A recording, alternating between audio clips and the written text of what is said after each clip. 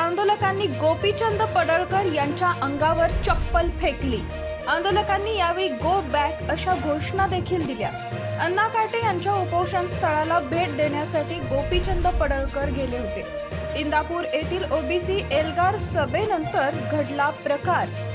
गोपीचंद पडळकरांनी भाषणात मनोज जरांगे पाटील यांच्यावर टीका केली होती। पोलिसांनी परिस्थिती नियंत्रणात आणण्याचे प्रयत्न केले।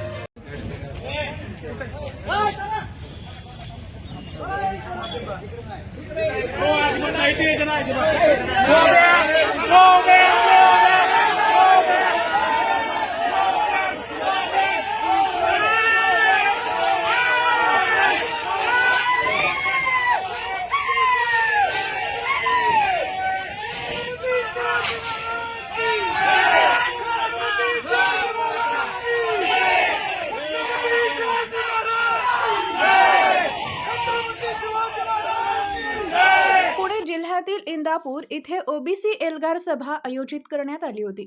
या सभेला राष्ट्रवादी काँग्रेसचे नेते आणि राज्याचे अन्न नागरी पुरवठा मंत्री छगन भुजबळ, भाजप आमदार गोपीचंद पडळकर यांच्यासह अनेक ओबीसी नेते या सभेला हजर होते। ही सभा आटोपल्यानंतर एक धक्कादायक प्रकार घडला। सभा संपल्यानंतर गोपीचंद पडळकर या सभास्थळाला लागून असलेल्या अण्णा काटे यांच्या उपोषण स्थळाला भेट देण्यासाठी गेले। यावेळी तिथे असलेल्या मराठा समाजाच्या आंदोलकांनी गोपीचंद पडळकर यांच्या अंगावर चप्पल फेकली। मराठा आंदोलकांनी यावेळी गो बॅक अशा घोषणा देखील दिल्या। राज्यात गेल्या काही दिवसांपासून मराठा समाजाचं आरक्षणासाठी ठिकठिकाणी उपोषण आणि आंदोलन सुरू आहे, तर दुसरीकडे ओबीसी समाजाकडून ही सभा घेतल्या जात आहेत। मराठा नेते मनोज जरांगे पाटील आणि ओबीसी समाजाच्या नेत्यांमध्ये सध्या वाकयुद्ध रंगलं आहे। गोपीचंद पडळकर यांनी आपल्या भाषणात जरांगे पाटील यांच्यावर टीका केली होती। त्यानंतर गोपीचंद पडळकर आंदोलनस्थळी गेले तेव्हा त्यांच्यावर चप्पल फेकण्यात आली। त्यानंतर पोलिसांनी परिस्थिती नियंत्रणात आणण्याचे प्रयत्न केले। गोपीचंद पडळकर आता तिथून निघून गेलेत। दरम्यान पुणे जिल्ह्यातील इंदापूर येथील ओबीसी एल्गार सभेत आमदार गोपीचंद पडळकर काय म्हणाले पाहूया। येळकोट येळकोट, बिरोबाच्या नावानं, खंडोबाच्या नावानं, बाळूमामाच्या नावानं आज या ओबीसी आरक्षण लढ्यासाठी इतक्या मोठ्या संख्येनं उपस्थित असणाऱ्या माझ्या सर्व ओबीसी बांधवांना मी सर्वप्रथम मानाचा जय मल्हार करतो। माननीय छगन भुजबळ साहेब यांच्या प्रमुख उपस्थितीत व्यासपीठावरील सर्व ओबीसी नेते आणि तुम्ही सर्वजण, आज निसर्गाची पण साथ आहे आपल्या ओबीसी मेळाव्याला, जरा शिरवाळ पडलंय बरोबर ना। इतक्या मोठ्या लाखोच्या संख्येनं उपस्थित असणारा, गावगाड्यामध्ये राहणारा माझा ओबीसी समाज, मित्रांनो, आज आपण इतक्या मोठ्या संख्येनं आपल्या आरक्षणाच्या लढ्यासाठी जमलोय। आपल्या ओबीसींचा आरक्षणाचा लढा एका वाक्यात सांगायचं म्हटलं तर कॅन्सर पेशंट अजून दवाखान्यामध्ये घ्यायचा आहे। 4th स्टेजचा कॅन्सरचा पेशंट अजून दवाखान्यात घ्यायचा आहे, त्याला बेड उपलब्ध व्हायचा आहे। तवर सर्दी खोकलावाला म्हणतोय माझं डायरेक्ट ऑपरेशन करा, मला ताबडतोब आतमध्ये घ्या। बरोबर का चूक आहे? आता दवाखान्यात कुणाला घ्यायचं हे सरकार नावाचा जो कंपाऊंडर आहे त्याच्या हातामध्ये हा सगळा खेळ आहे। कुणाला पहिला आतमध्ये घ्यायचं, कॅन्सरवाल्याला घ्यायचं का सर्दी खोकलावाल्याला घ्यायचं, हे आता सरकार नावाच्या कंपाऊंडरवरती अवलंबून आहे। पण आमचा डॉक्टरवरती 1,00,000% विश्वास आहे, कारण आमचा फिक्स डॉक्टर आहे डॉक्टर बाबासाहेब आंबेडकर। त्या डॉक्टरच्या दवाखान्यामध्ये योग्यच उपचार होणार, डॉक्टर बाबासाहेब आंबेडकर साहेबांच्या दरबारामध्ये योग्यच न्याय मिळणार। त्यामुळे चिंता करण्याची गरज नाही मित्रांनो। आज डिसेंबरच्या महिन्यामध्ये 9 तारखेला आपली सभा आहे। आणि डिसेंबर महिन्याचं एक महत्व आहे. डिसेंबर महिन्यातल्या 2 तारखा आपल्यासाठी महत्वपूर्ण आहेत. 1 तारीख आहे 3 डिसेंबर.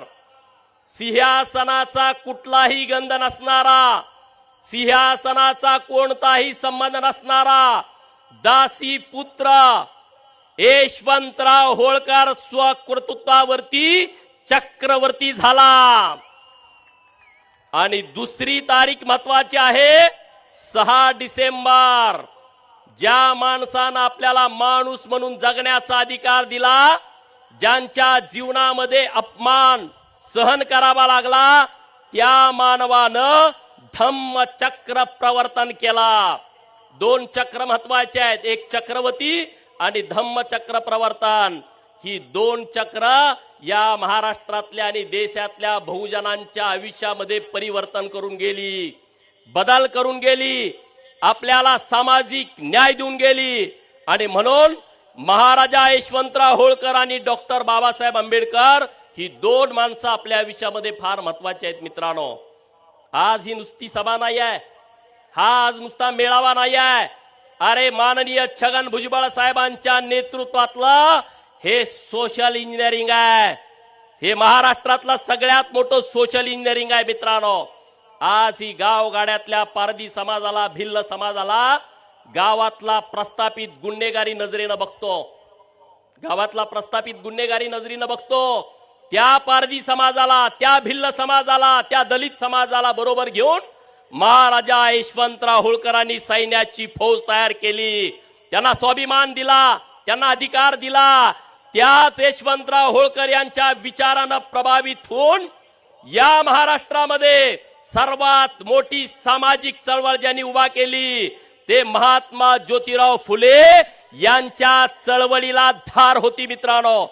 महात्मा ज्योतिबा फुले यांच्या चळवळीला, सामाजिक चळवळीला धार होती. त्या चळवळीमध्ये प्रचंड राग होती, कारण त्यांच्यावरती यशवंतराव होळकरांचा प्रभाव होता. म्हणून महात्मा ज्योतिबा फुलेंनी त्यांच्या मुलाचं नाव यशवंतराव ठेवलं होतं मित्रांनो, यशवंतराव ठेवलं होतं. आणि महात्मा ज्योतिराव फुलेंचा प्रभाव हा डॉक्टर बाबासाहेब आंबेडकर साहेबांच्या वरती होता. महात्मा ज्योतिराव फुलेंची प्रेरणा घेऊन डॉक्टर बाबासाहेब आंबेडकरांनी त्यांच्या मुलाचं नाव यशवंत ठेवलं. म्हणून मी तुम्हाला सांगतो, होळकर, आंबेडकर आणि फुले या सगळ्यांना जोडणारा यशवंतराव हा आपला एक धागा आहे मित्रांनो. ह्या सगळ्या विचाराला जोडणारा. या देशात जेवढी आंदोलनं झाली, या देशामध्ये जेवढ्या क्रांती झाल्या, त्या सगळ्या क्रांती होळकर, फुले, शाहू आणि आंबेडकर याच विचारावरती झाल्या. कारण या सगळ्या चळवळीचा डीएनए हा होळकर, फुले, शाहू आणि आंबेडकर होता मित्रांनो.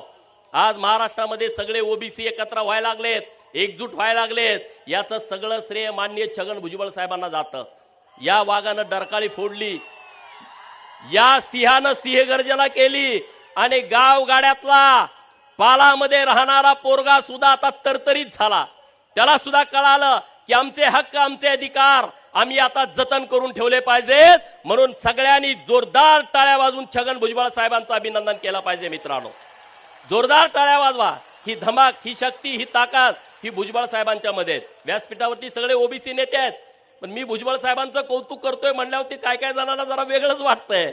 अरे जो ओबीसीच्या हिताचं, जो भटक्या विमुक्तांच्या हिताचं संरक्षण करतोय, त्या नेतृत्वाच्या पाठीमागं उभं राहिलं पाहिजे. ही आपली सगळ्यांची भूमिका असली पाहिजे. आणि म्हणून भुजबळ साहेब तुमच्या पाठीमागं मोठ्या संख्येनं लोक आहेत.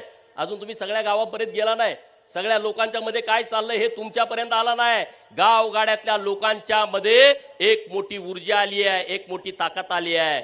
मित्रांनो, आमच्या आरक्षणावरती अतिक्रमण, गावामध्ये बंदी, सामाजिक भांडणं, दलितांच्या वरती बहिष्कार, सामाजिक बहिष्कार हे संविधानाला धरून नाही आहे, हे संविधानाच्या विरोधामध्ये आहे.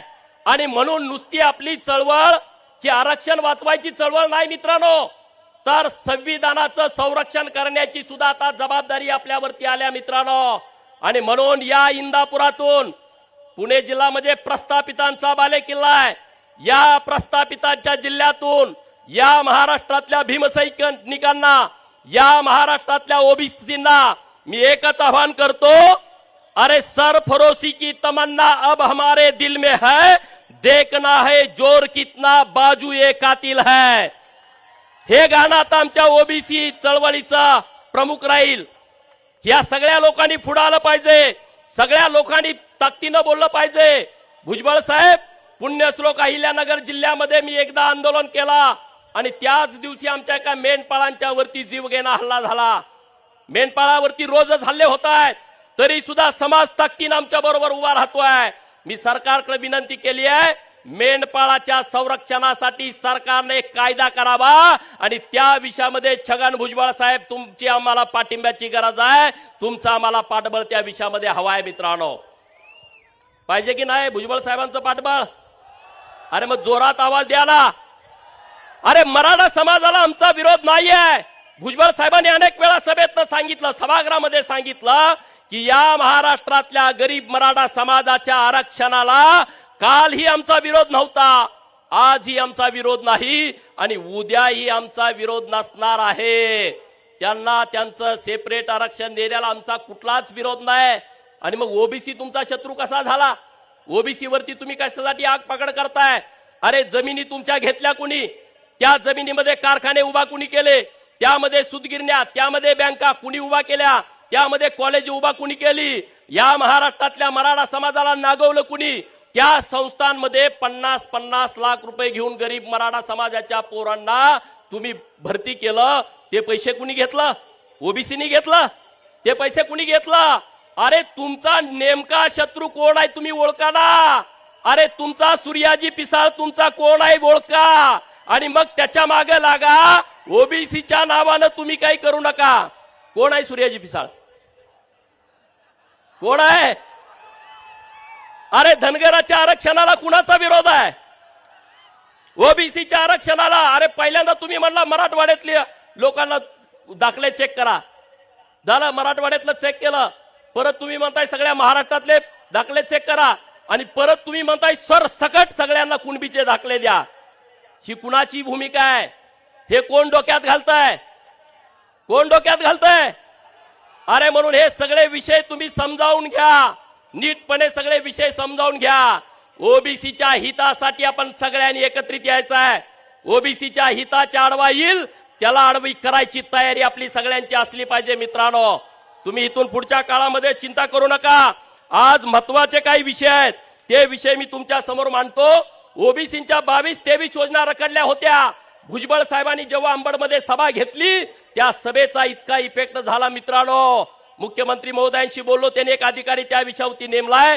काही ओबीसीच्या योजना मार्गी लागल्या, काही योजना मार्गी लागायचं बाकी आहे. ते भुजबळ साहेब निश्चितपणे बघतील.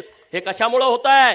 हे तुम्ही संघटित झाला, अंबडमध्ये सगळेजण एकत्रित आला, म्हणून आता हे सगळं सरकार सुद्धा तुमच्या बाजूने निर्णय घ्यायला तयार झालाय. मित्रांनो, अजून काही योजनांचे पैसे यायचे आहेत. भुजबळ साहेबांना मी विनंती करतोय, नागपूरच्या अधिवेशनामध्ये त्याही सगळ्या विषयाला न्याय मिळावा असा प्रयत्न आपल्या माध्यमातून निश्चितपणे झाला पाहिजे.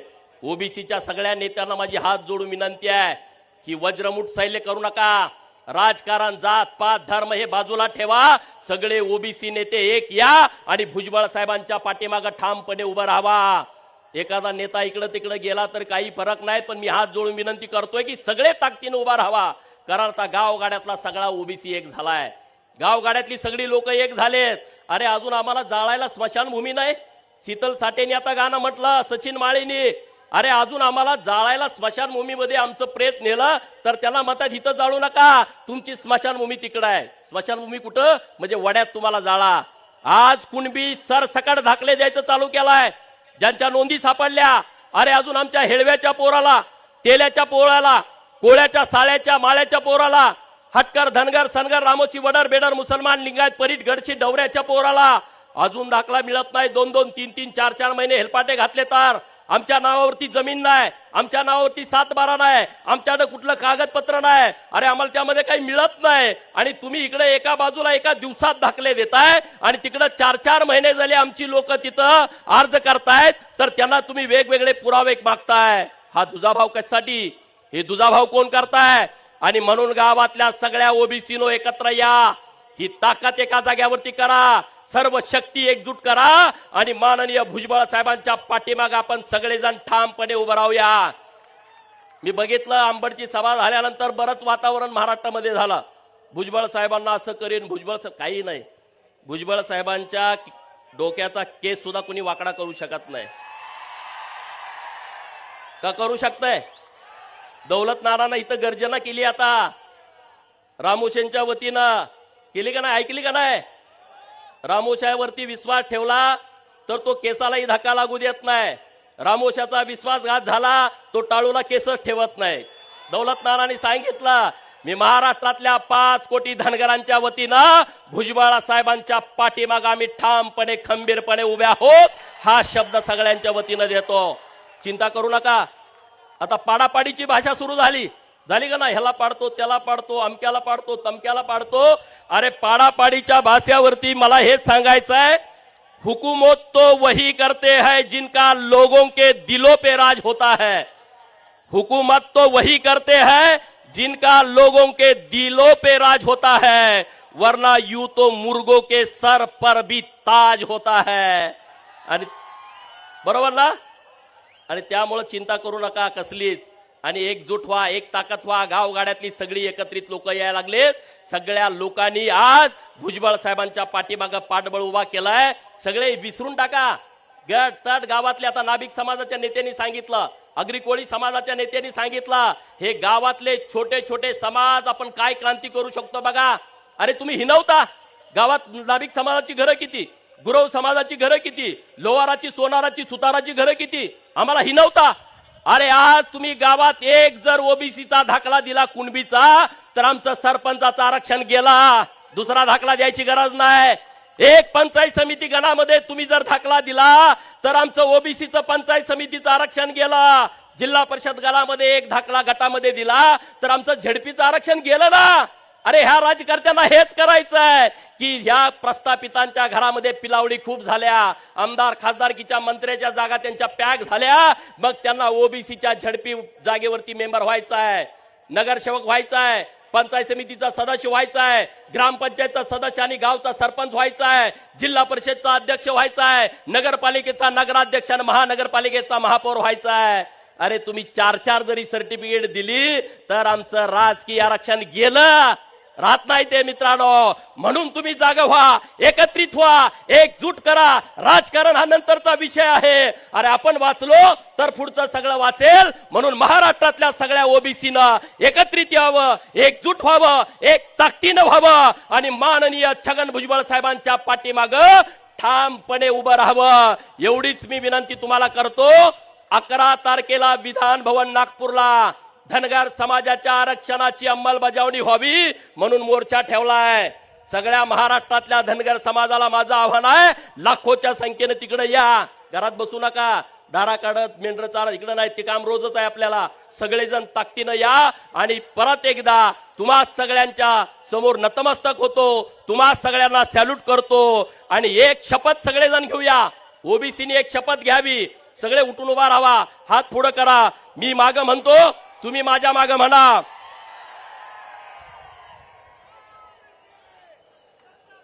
मी अशी शपथ घेतो की आम्ही ओबीसी, भटके विमुक्त, आदिवासी, दलित लोक संविधान साक्षी ठेवून शपथ घेतो की उपेक्षितांच्या न्याय हक्कासाठी शेवटच्या श्वासापर्यंत संघर्ष करू. महाराष्ट्राला समता, समानता, बंधुतेच्या वाटेवर पुढे नेऊ. ओबीसी आरक्षण वाचवण्यासाठी, त्यांचे हक्क व अधिकारांचं संरक्षण करण्यासाठी नेहमी एकत्रित राहू. जय भीम, जय मल्हार, जय ज्योती, जय ओबीसी. नवीन घडामोडींसाठी युवा पर्व न्यूजला सबस्क्राईब करा आणि बेल आयकॉन क्लिक करा. संपादक हसन तांबोळी, 8459605047. उपसंपादक प्रतिभा रणजित नलवडे, कार्यकारी संपादक त्रिवेणी माने.